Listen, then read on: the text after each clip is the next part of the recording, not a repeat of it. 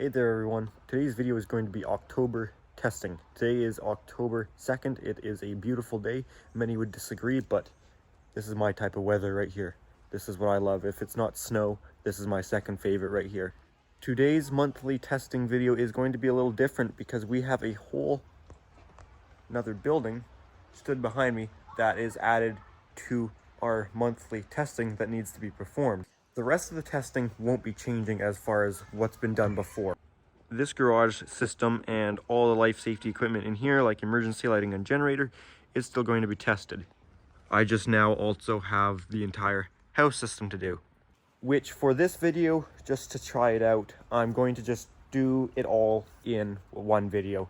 Gonna keep what we always do and then have the house part added to it as well. But I'm thinking maybe I should experiment around with doing two separate videos, because in tradition I had done this building and then also added on all the emergency lighting and UPSs in the house, and it kind of made for a longer video. So I'm wondering if I should do two shorter ones with keep the garage, this system, this whole electrical distribution and fire alarm system separate from our main house. Let me know what you guys think. Every testing video I ask you guys what you want me to set off in the next testing video, and then so on. And it's been working out pretty good, but last month I didn't get any very defined answers for what really stood out to me.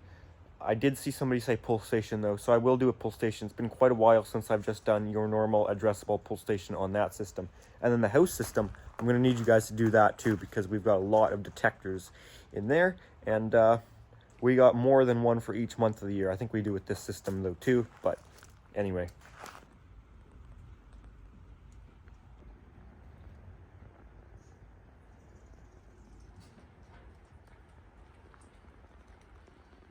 Something else I'm trying to do here is make these videos a little, not more cinematic, but just record it a little cleaner, nicer, less jumping around, running around like a crazy person. Now I can only do that so much when fire alarms are ringing and I'm trying to get around, but I'll try and make it a little cleaner. Anyways, enough talking, let's get into the video.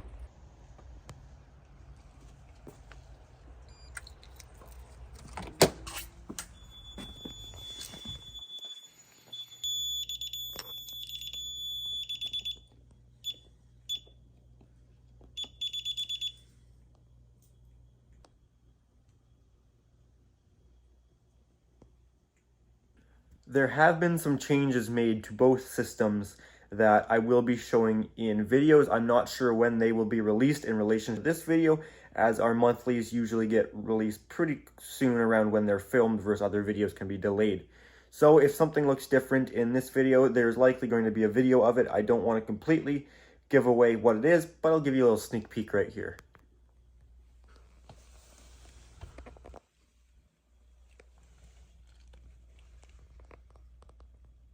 You may or may not see a matching notifier FMM1 module on the notifier system.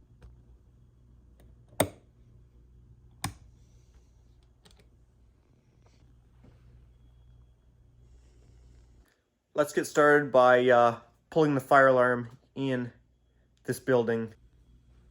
This guy here, this one's asking for it. Oh yeah. I changed that strobe to 75 candela.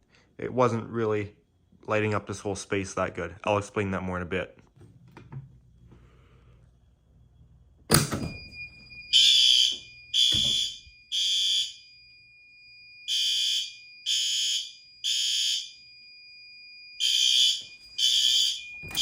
There, I got my notification.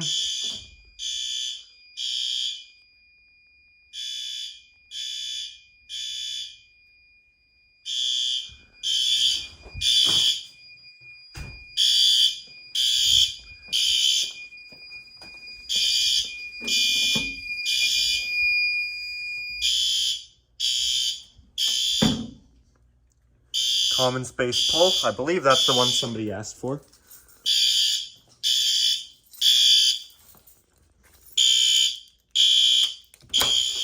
That is on low volume, by the way. All these strobes are still at 15 candela.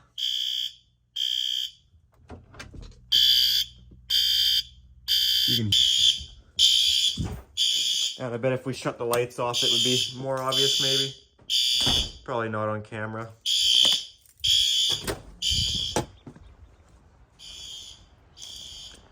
These guys are at 115 candela and have always been at 115 candela, which may be why they don't show up as good on camera, because the brighter the flash, the quicker the capacitor discharge.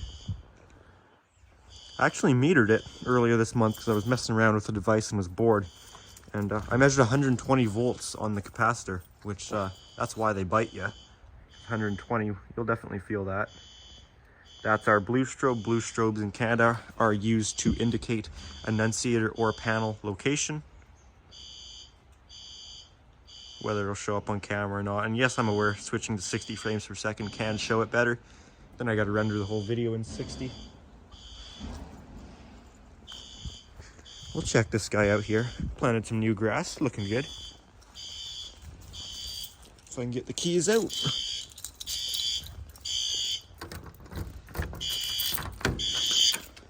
Tools are all packed away in here again.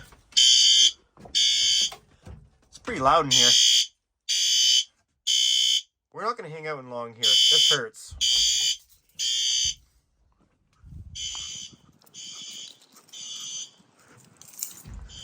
Anyways, I got my email and my message that the fire alarms have gone off. All of our devices are working right. Probably give it a quick, can probably verify what I've done in the house is working. Some of you will know what I've done just by the sound.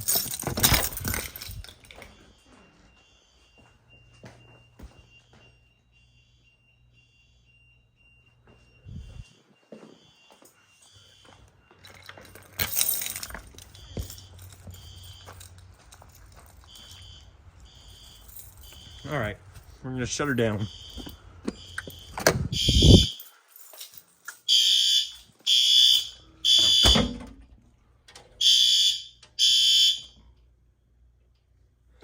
And I do still have sync mute or selective silence, audible silence, lots of different names for the same thing. Still is enabled, even though it's not legal in Canada.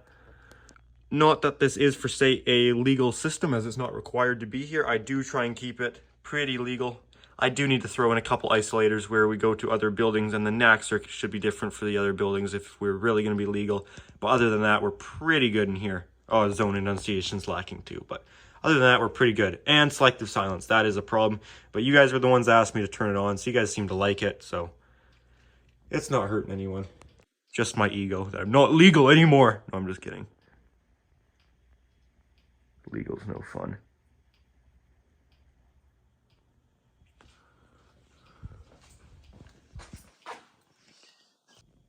We will reset this fella here.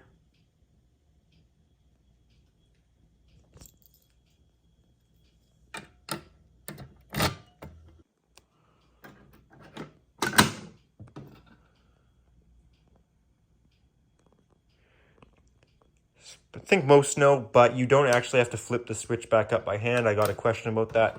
See, it's in the activator, close the door, it bumps it back up.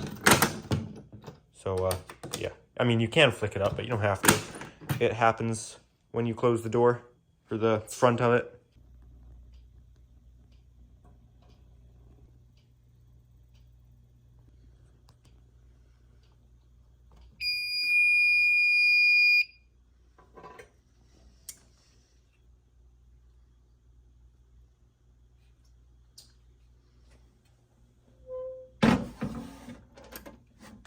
Okay, got another email. Fire alarm's been reset. Okay, before I get to our emergency lighting, what we'd usually do, let's go into the house. And again, I really don't know what you guys want to see me set off. Someone left the back door open. Let's bring a magnet though, in case we want to do a detector. I'm not sure yet. Is anybody home? Hello. This guy's looking pretty nice right here.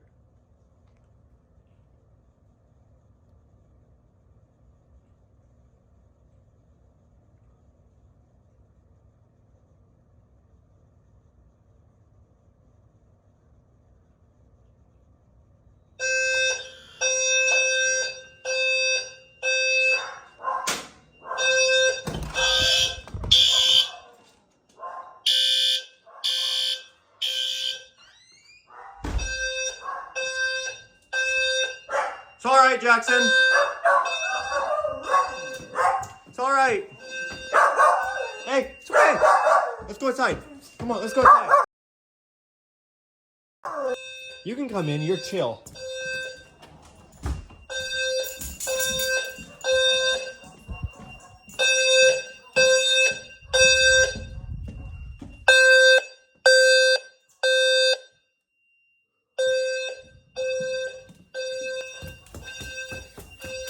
Thanks for not being an idiot like your brother.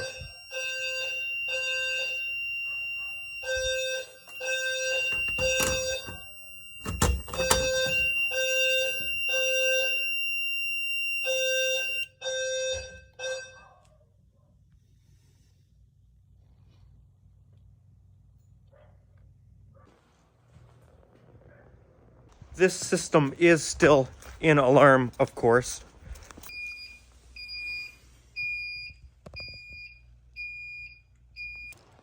Sorry about the fire alarms, Jackson.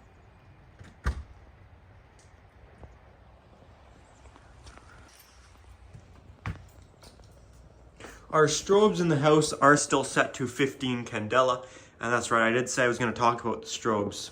Strobes in Canada are a strange thing to people in the US, and even me as a Canadian who's grew up and worked along these codes, I still don't get it. Our strobe rules are so strange here. I've never actually installed or even seen a device in my life in my country of Canada not set to 15 candela. And from what I've heard, there's actually a code in sleeping areas that your strobes can't be over a certain candela, can't be too bright. I get it. Makes no sense. Don't complain to me about it. I didn't make the rules. I don't know. I know there is for sleeping areas from what I've heard, but I don't know if there's rules in other areas about having strobes too bright. Either way, I wouldn't mind turning the strobes up in the house. On a dark day like this, they worked okay at 15 candela. But then it's like, if you do turn them up, here's my question. Who's it hurting turning them up to all the way up to 185? Obviously, your current draw is going to be higher on your NAC circuits, but hopefully you're not sizing your NACs that close to the threshold of being over anyways. So, I don't know. What's the downside to having strobes really bright? Like, is there a rule, like having it too bright? Like, obviously, horns can't be over 108 decibels because that can injure you and disorientate you and stuff. But what about strobes? Just wondering. We can take a quick look at the fire panel as that will still be in alarm.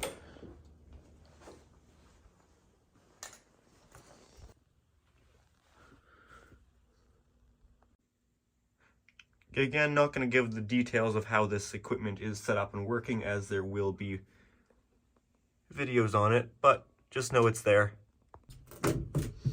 Oh, I like this 320 panel. This is awesome having in here. I like my Firelight panel, though, in some regards better than the 320. They've both got their downsides and upsides. Obviously, this having the flash scan is amazing. Even though flash scan and Lightspeed have a lot of similar capabilities, they're both a lot better than Clip. Flash scan does have features and is able to support some devices that Lightspeed can't. I believe they're about equally quick, as they both can do 318 devices. 156 mods, 156 detectors, but I think flash scan does have some capabilities that Lightspeed does not. Anyway, we can reset this system.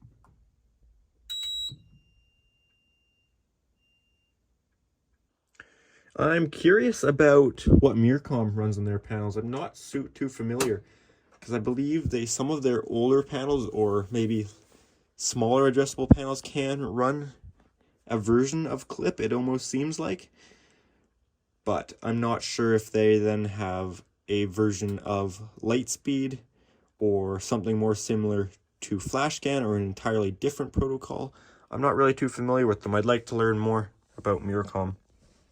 I believe in lots of ways they are somewhat similar to Honeywell, if they had to be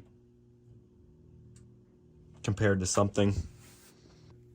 Done in this room. Let's do emergency lighting in the garage and then generator.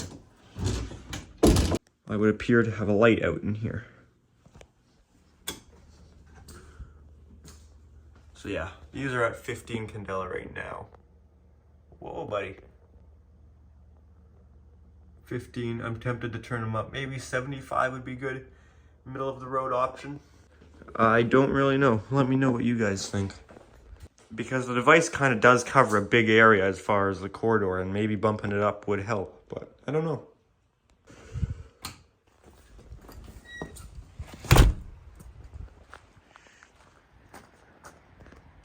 Okay. Lighting for when it's an emergency, also known as emergency lighting. And the system is all happy, which also probably goes to show how I've programmed things. God, I've really given it away now. That's okay. Some of you will get it, exactly. Some will still want to see the video. Some will get it and still want to see the video, probably. Could do a complete power failure test without the generator, I guess. Last video I went crazy with checking UPSs, access control UPSs, all that. I'm going to go a little more brief this time.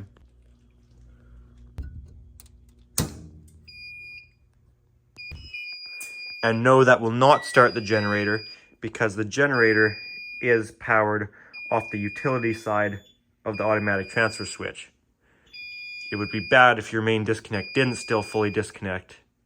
Obviously in commercial buildings it's different because your transfer switches are after the main distribution and they're just covering emergency circuits, not the whole building. But for this situation, it's still good to have the main disconnect function as a main disconnect for safety reasons.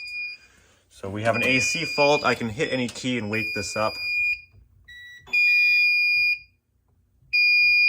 Doesn't wake up for very long. It's kind of goofy.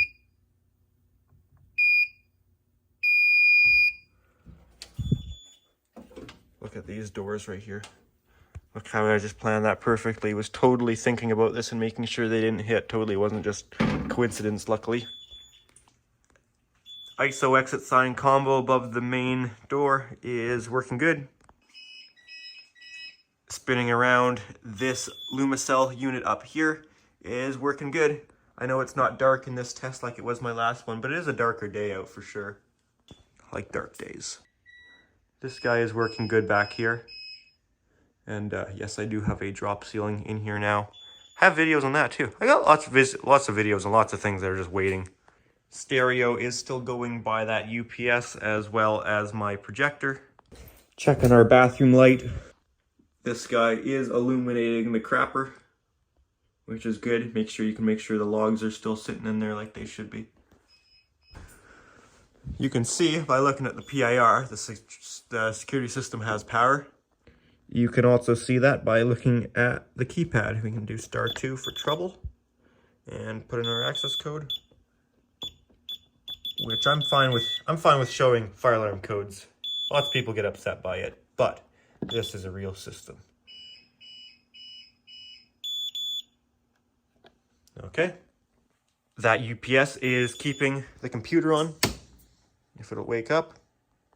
Access control is obviously kept going as we're gonna verify. And we don't have an emergency light in here, but we do have the access control UPS, which you see is going, as well as this emergency light up here. All right, we'll go check some of the other buildings now.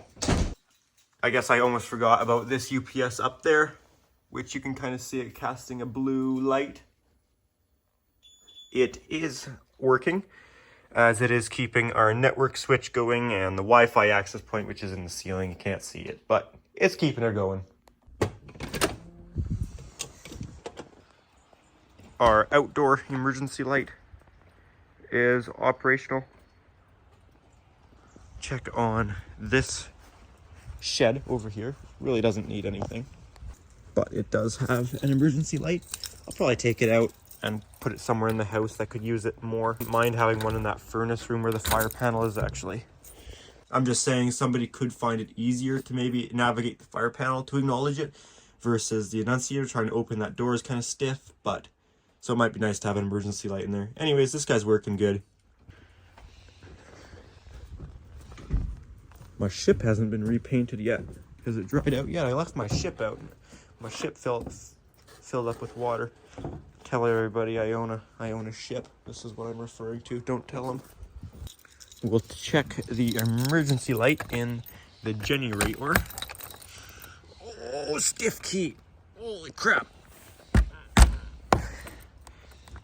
as the seasons change, some doors become more stiffer than others. You can see this guy is working. While we have some extra light, I want to show you what I did here. It's still nice and warm in here because I installed this block heater pad on the generator, which it's cooling off now. It cools off pretty quick. It's a little 75 watt heater. Canadian Polar is the brand, and this is rated for engines up to 1.8 liters. So any small engine machinery like generators, snow blowers, lawnmowers, that sort of thing. Not cars. Well, actually there are some cars with 1.8 liter engines. It would be too small for my car, or SUV, but small cars I guess it would be rated for. I think you'd probably want just a more typical heater, but this one just is nice to stick on the outside of the engine. It's not like diesel engines or diesel generators where there's actually a circulation block heater that circulates it through the coolant to keep it warm. But diesels really care about being warm. Diesels are what really take a hurt in trying to start in the cold. But I thought I'd try this out on this gasoline engine, and it does still help the gasoline engine too. People that are more mechanically inclined for engines and combustion engines would have a better idea, but it does seem to still help it. 75 watts is surprisingly keeps it hot pretty good. This was my second one I bought. My first one started smoking and having a meltdown. It's supposed to be thermally regulated to 94 degrees Celsius, but I looked at the Amazon review and some guy found that it got to 250 degrees, and mine definitely was too, as it was having a full-on meltdown smoking. I can probably put a clip in here.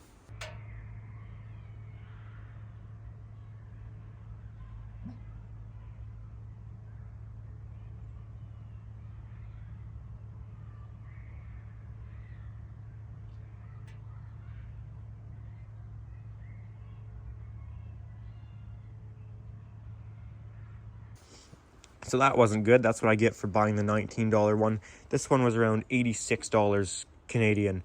So definitely a lot more, but it does have that CSA approval on it, and it doesn't smoke and melt down. So you do get what you pay for, I guess. This was a very long power outage though, as usually we wouldn't be more than around 20 to 30 seconds before the generator starts. So let's test that out now. The generator is definitely cold. The block heater is keeping it warm, but I mean, the engine hasn't been started in a week or so, so this is a proper cold test. So we'll see if this helps it start any quicker. It may not. It may really more go to show in the winter time when it's really cold, like we're talking negative 10 degrees or so. Right now, it might not be noticeable. We'll see.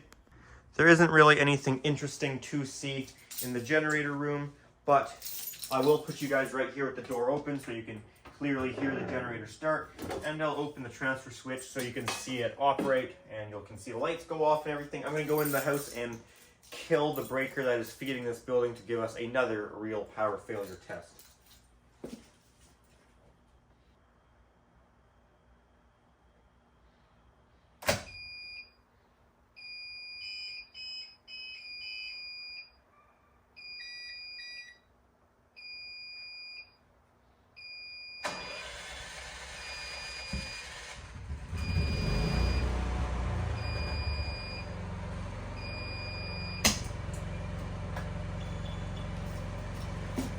Wow, okay, that was impressive. For my viewers that have seen how the generator started before, if it was completely cold, it would crank for 10 seconds, pause for I think 5 to 10 seconds, and then crank again for another 10 seconds. Usually towards the end of that second cranking attempt, it would start.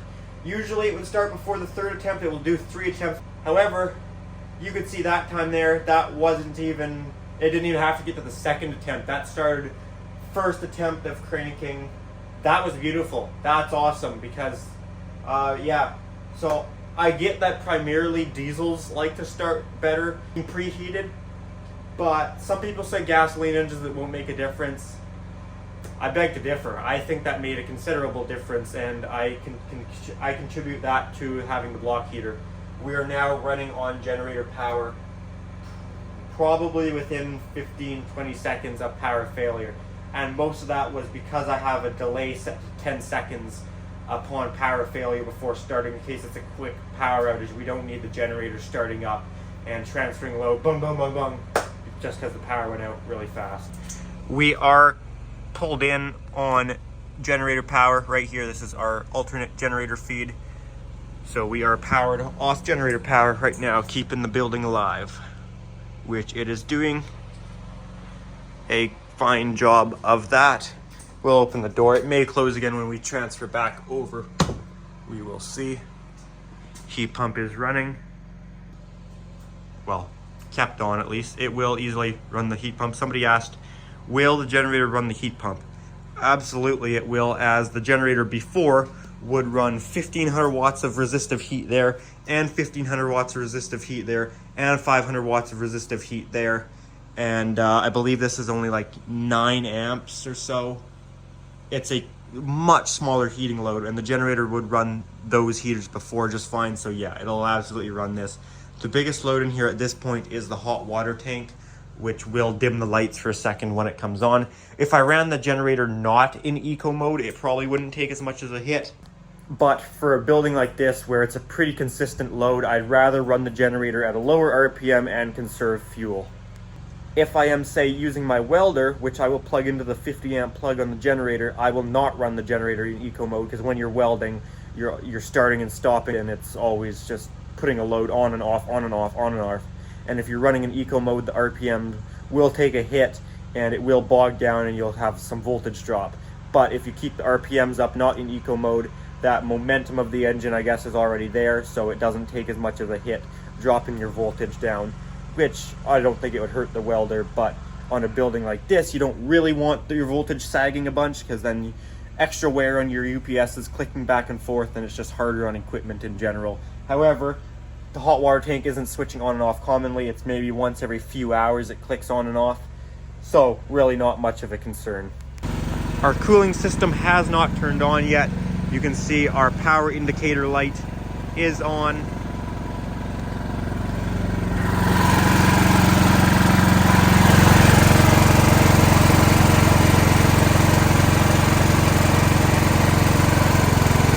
See, right now we're in eco mode. If I turn the eco mode off, the RPM will go up.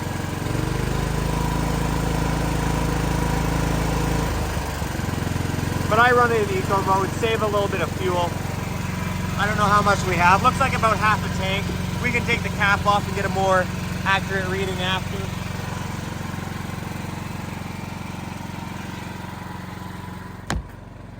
That's my favorite thing about my homemade generator setup I have, is how quiet this generator is. It's obviously loud up close, but for a generator, it's pretty quiet. I couldn't ask for much better. Don't know why I just got my email now that the generator is running, because this generator also sends me emails when it's triggered on and off, and if there's any faults. I'm really happy with this setup. It's not perfect, as it's a homemade setup. I couldn't get every feature ever, but I'm pretty happy with it for what I've created here. It got me an A in my science class. I'm pretty good at that, actually. Not at getting A's in classes, that's not my strong suit, but finding ways to boost my grade that I was just gonna do anyways, or take other people's inventions. I'm pretty good that way. Was that a C- in science, almost failing. Showed up like 2 days a week, messed around with friends, didn't really get much done. And then we had this project, so I just used this generator project. So it's like, I'm doing the project anyways, I'm filming it for my YouTube channel anyways. Not that much work for me to edit a quick video up on a Sunday, maybe spend 2 hours editing. Bumped my grade to an A something. I was pretty happy with that, actually. That wasn't bad. Anyways, generators had a good little test. I will put our camera back up, and once I switch power back on, the power will transfer immediately, but the generator will keep running for another 30 seconds afterwards. I'll set you guys up like this, and I'm gonna go in the house and turn on our... Not before I show you our cooling system has turned on. You can see the damper is slowly making its way open here, and on the other side our fan is pushing out all that warm air. Our exhaust vents directly out here, of course. That's hot.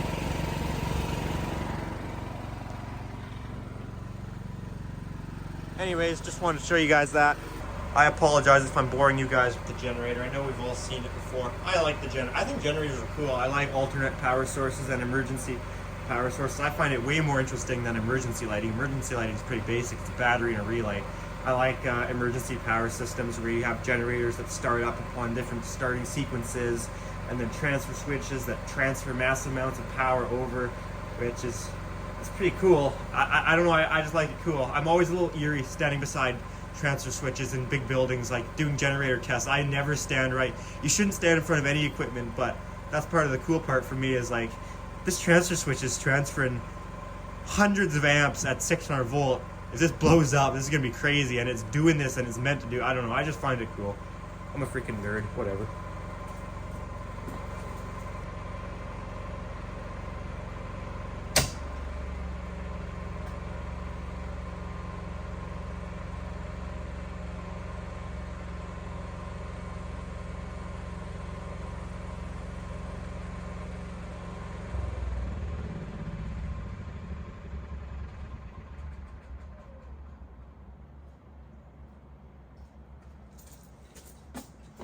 Alrighty, I wasn't here to verify we're switched over to utility. Generator ain't running and the lights are on, so I can assume we are. Contact is pulled in on utility, yes.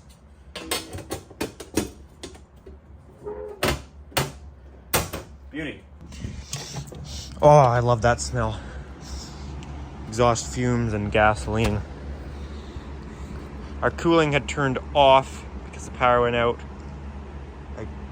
I don't know, maybe it bumped it out when, maybe the thermostat bumped off and the power went out, but, oh, it came back on, now it's back off again. It can't make up its mind. So is this closing now? Yeah, it's closing now.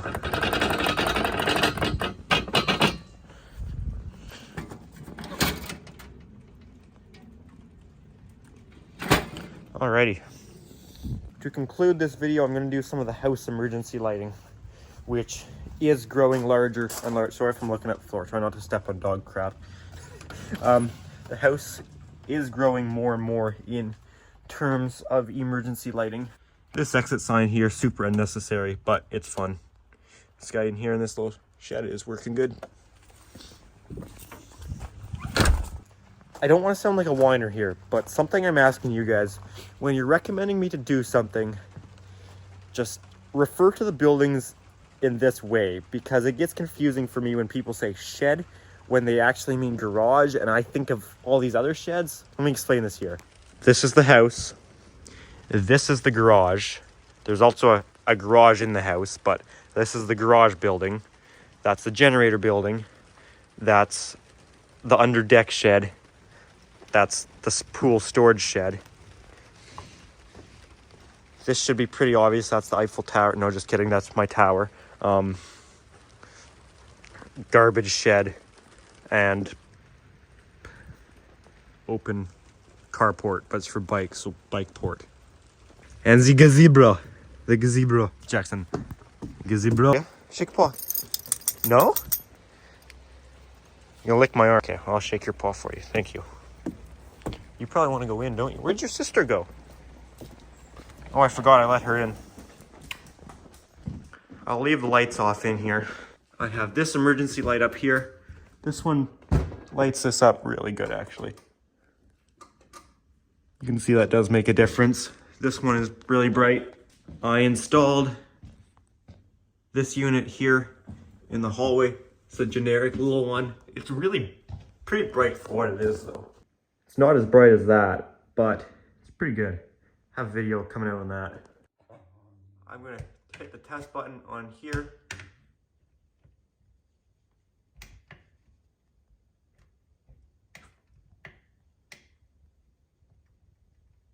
There you go. There's that guy. It's lighting up this hallway here. Put this up on the old smoke alarm location. I have this one to put up downstairs too, this Lithonia. What is the model of this one? I like these Lithonias. These things are nice. This is the smaller one. I think 220 lumens, and there's a 600 lumen version, and then a 1200 lumen version, which 1200 lumens is crazy for emergency lighting, but that's pretty cool that they got it. ELM2L. I'm gonna put this guy up in the basement. At least that was the original plan. I thought this thing was gonna be bigger. Now that I realize it's this small, I might swap them around and put this one up in the basement and put the Lithonia up here. But this one's actually rated at more lumens than the Lithonia, so we'll see. I don't know. Somebody never closed the annunciator, I see.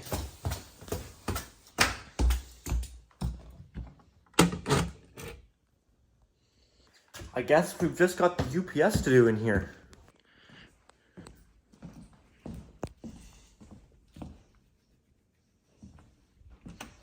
We have a big old UPS behind the TV here. I don't know if you guys remember how I fixed it last time I punched it. See if it needs that again. This keeps the Wi-Fi and data going in the house, not the TV, but just essential data, because if the data's not kept going in the house, there's no point of having it on a UPS in the garage. Because this is where we have a converter that converts it to from fiber to just like to copper.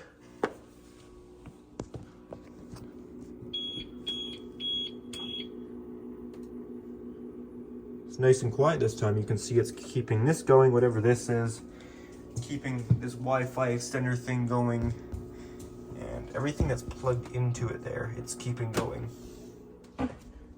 Which is including this thing, which I believe this is where the fiber goes into it. Yeah, you can see right there is the fiber. I don't know what this is doing. This is probably going out to whatever this is. This is not kept going. This is just something for TV, I think. Anyways, you can hear that's working. What are you doing over here? Okay, I believe that is it for the house in here. Alrighty guys, that is going to be it for this video. So a few things you guys have to let me know. Well, if you want, you don't have to. Let me know what you want to activate this system by next time. Let me know what you guys want me to activate the house system by next time. And if you'd like to keep it in one video like this where it becomes kind of long, or if you'd like me to separate it into two separate videos, one of doing the garage system, one of the house, that sort of stuff. Let me know guys. Let me know anything, what you want in the comment section down below this video. Make sure to leave any comments down there. And if you guys did enjoy this video, make sure to give it a thumbs up. And if you do enjoy my channel, make sure to subscribe. I'd appreciate that. Also, if you are interested, I do have an Instagram account at Pickle700 for bonus content and content posted earlier than you'd see it on the YouTube channel, that sort of thing. Alrighty guys, thanks for watching. Okay, was just gonna go into this and get out my MacBook and start editing this. And I just found I had my phone waved around this fob reader while I was fumbling for my keys. And when you put your phone, don't think it matters what phone it is, but I use Apple Pay on my phone. And when I waved the phone around this reader, it opened up Apple Pay, opened up my wallet, like ready to scan it for NFC. I think it's NFC at a